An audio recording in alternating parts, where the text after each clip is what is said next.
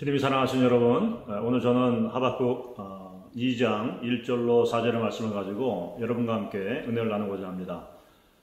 하박국 선지자는 주전 603년경에 활동했던 선지자인데 이 선지자는 특별히 자신이 이해할 수 없었던 일에 대하여서 잠잠한 것이 아니라 하나님 앞에 담대하게 질문하고 또 탄원하며 나아갔던 믿음의 사람이었습니다.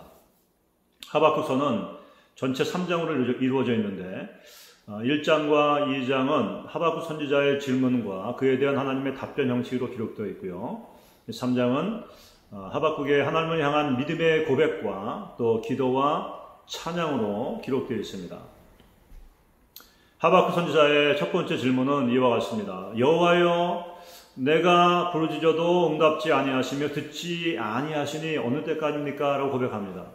마치 현실의 그 어려움, 선하고 거룩한 사람들이 불의한 일을 당하고 하나님의 법과 공의가 무너져 내리고 있는 현실을 바라보면서 하나님 왜 이와 같은 일들이 일어나며 하나님 왜 간섭하지 않으십니까? 라고 하는 그와 같은 기도와 간구가 계속적으로 올려졌음에도 불구하고 응답이 없는 상황 가운데 하나님께 질문을 드린 것이죠.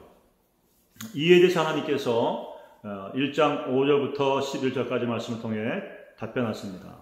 하나님께서 놀라운 일을 행하실 텐데 그것은 바로 바벨론을 들어서 하나님의 백성의 모든 악한 행위를 심판하시겠다라고 하시는 말씀이었습니다.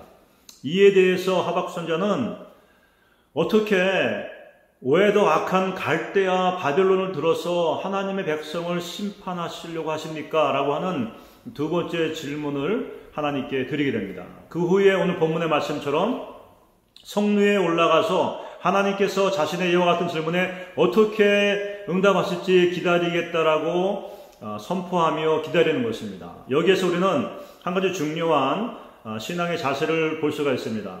하나님 앞에서 우리가 질문이 있을 때 왜라고 하는 질문에 대해서 진지하게 고민하고 그에 대해서 우리의 생각과 우리의 의문을 하나님께 솔직하게 말할 수 있어야 되며 무엇보다 중요한 것은 기도한 이후에 하나님의 응답이 있기까지 그 자리에서 하나님을 잠잠히 기다리며 응답을 받을 수 있어야 된다는 것입니다.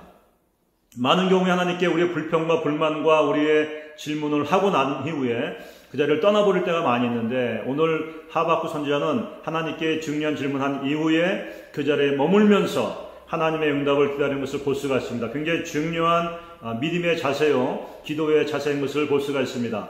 이에 대해서 하나님께서 또 응답하십니다. 하나님께서 응답하시되 내가 내게 보여주는 이 묵시를 적으라고 말씀하십니다. 그것을 적되 달려가면서 볼 수 있을 만큼 분명하게 돌판에 적으라라고 말씀하십니다. 그리고 이 묵시가 정한 때가 있을 것이며 아직 이루어지지 않았지만 곧 그때가 올 것이고 지체되지 아니하고 반드시 이루어질 것이다. 비록 더딘 것 같아 보이나 하나님께서 이것을 이룰 것이라고 말씀하십니다. 그러면서 결론과 같이 오직 의인은 믿음으로 말미암아 살리라 라고 말씀하십니다. 무엇에 대한 누구에 대한 믿음입니까? 그것은 바로 하나님에 대한 믿음이요 하나님의 약속의 말씀에 대한 확신과 믿음을 가리키는 것입니다.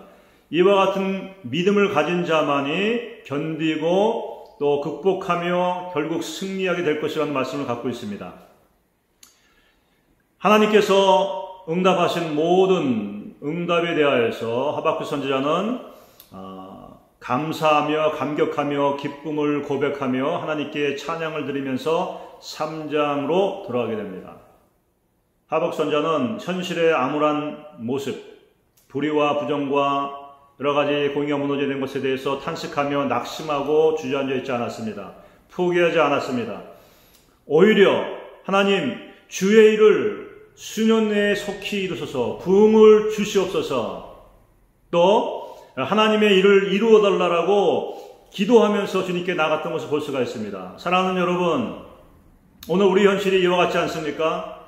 그러나 우리는 하박국 선지자와 같이 낙심하고 또 탄식하며 주저앉아 있는 것이 아니라 이와 같은 때에 다시 한번 주를 믿는 믿음 가운데 견고히 일어나서 하나님 이 땅 가운데 부흥을 주시옵소서, 수년 내에 주의 일을 이루시옵소서, 또 긍휼과 자비를 잊지 마시옵소서라고 고백하며 나아가시는 저와 여러분 되시기를 주님의 이름으로 부탁을 드립니다.